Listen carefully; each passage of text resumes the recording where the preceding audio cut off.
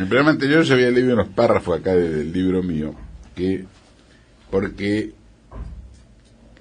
Brasil, que estaba a punto de perder la guerra antes de empezar, le ofreció a Urquiza que se pase de bando, incluso tiró las líneas, digamos, ¿no? Y Urquiza, ofendido, dijo: ¿cómo se cree el Brasil que yo voy a permanecer neutral si una potencia nos invade, etcétera, etcétera? Incluso dice: sepa el mundo todo que cuando un poder extraño nos provoque, esa será la circunstancia indefectible en que verá al inmortal general Urquiza al lado de su honorable compañero el gran Rosas, ser el primero que con su noble espada vengue a la América.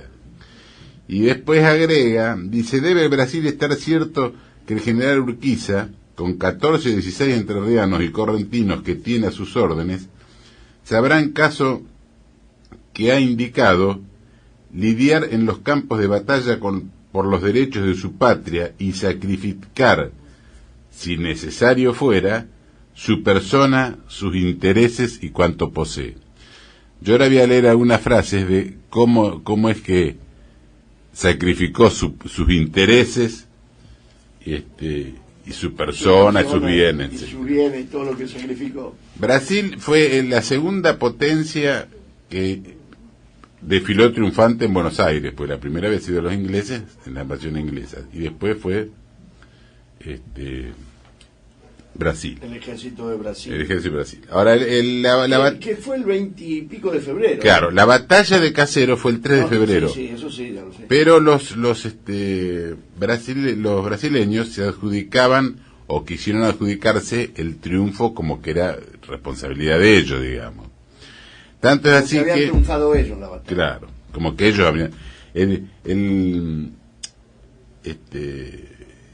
le comunican un representante brasilero le comunica al emperador: cúmpleme comunicar a usted para que lo haga llegar a su majestad el emperador que la citada primera división formaba parte del ejército aliado que marchó sobre Buenos Aires, hizo prodigios de valor recuperando el honor de las armas brasileras que habían perdido el 20 de febrero de 1827 en Ituzaingó, porque en Ituzaingó habían perdido los brasileros a manos argentinas.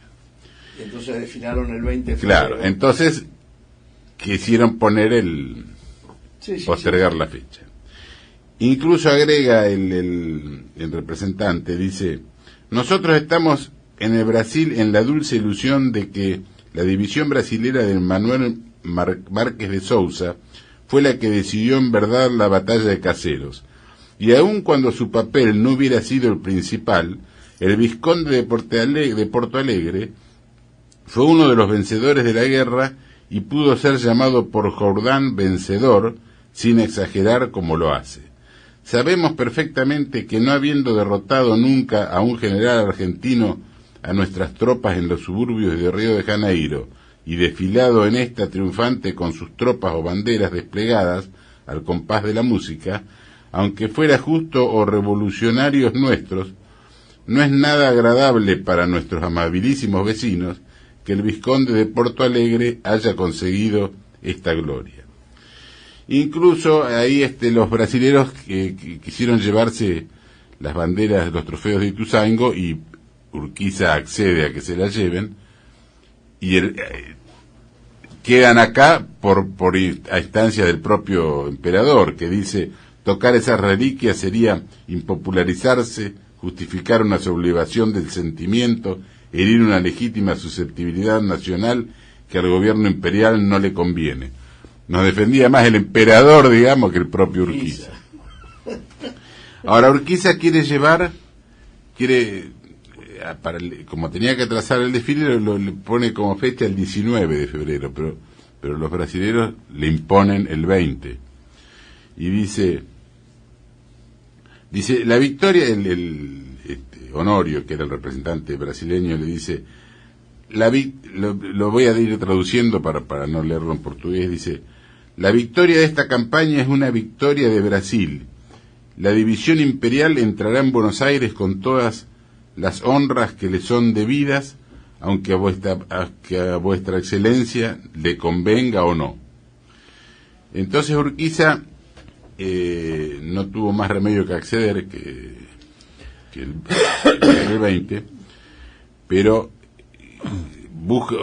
intenta traer una nueva triquiñuela, que es adelantar el horario, entonces como para que cuando lleguen los brasileros ya el acto había terminado, pero no puede. Incluso Sarmiento dice que entró en un caballo con la marca de Rosas, entró casi al galope por la calle de Florida, que incluso algunos le gritaron traidor, etcétera, algunos de los habitantes de Buenos Aires, y después dice que ni siquiera se arrimó al Te Deum, donde hacían el acto, y permaneció como empacado, dice Sarmiento, en la escalinata de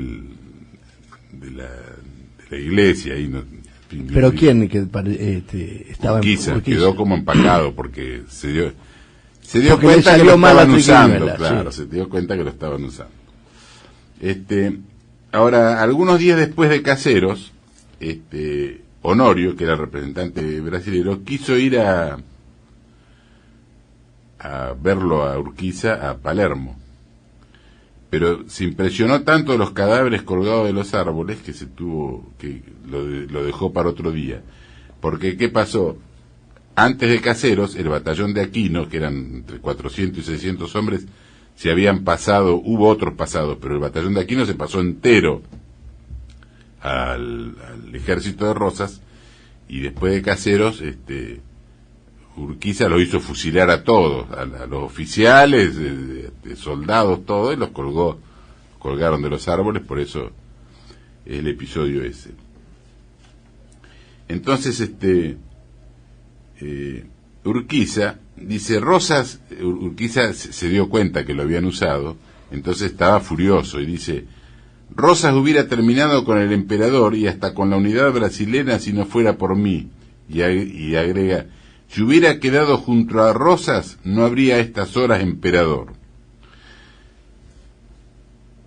Sí, pero ya se le había mandado. Honorio, que era el brasileño, se retira ofendido ante la frase que le dice Urquiza, pero al otro día lo tiene que recibir a Diógenes Urquiza, Honorio, que le venía a pedir los 100.000 patacones que le tenía que dar por mes en pago de la traición de Caseros. Dice que y le pide además el compromiso de contar con esa subvención en adelante, según informa Honorio a su gobierno, y agrega, atendiendo a la conveniencia de darle en las circunstancias actuales una prueba de generosidad y de deseo de cultivar la alianza, entendí que no podía rehusarle ese favor. O sea que Urquiza empezó a recibir 100.000 patacones mensuales.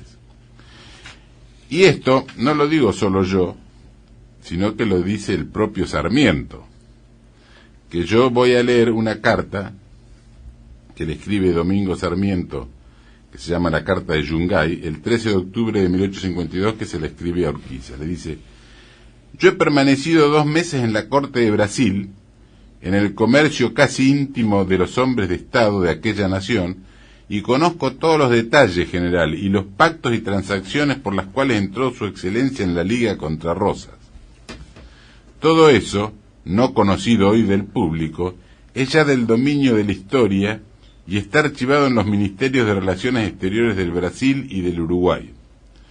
Se me caía la cara de vergüenza al oírle a aquel enviado Honorio Hermeto Carneiro Leao, el indoblegable, referirle la irritante escena y los comentarios. Ah, si los millones con que hemos tenido que comprarlo para derrocar a Rosas. Todavía después de entrar a Buenos Aires quería que le diese los 100.000 duros mensuales mientras oscurecía del brillo de nuestras armas en Montecaseros para atribuirse él solo los honores de la victoria. El propio Sarmiento lo boconeó, lo dejó con toda la vista. Eso fue, digamos... Ahí no había ningún lento para comparar con no. Eran todo... Después voy a leer en el próximo programa, voy a hacer referencia a la propia batalla de Caseros y a la actuación de Chilavert, que fue muy importante, un personaje muy importante. La vez pasada un oyente el amigo de San Martín. Claro, y un oyente pidió que hablara de Martiniano Chilavert. De Martiniano Chilavert, y justamente en la batalla de Caseros tuvo una buena actuación que le costó la vida porque después lo fusilaron.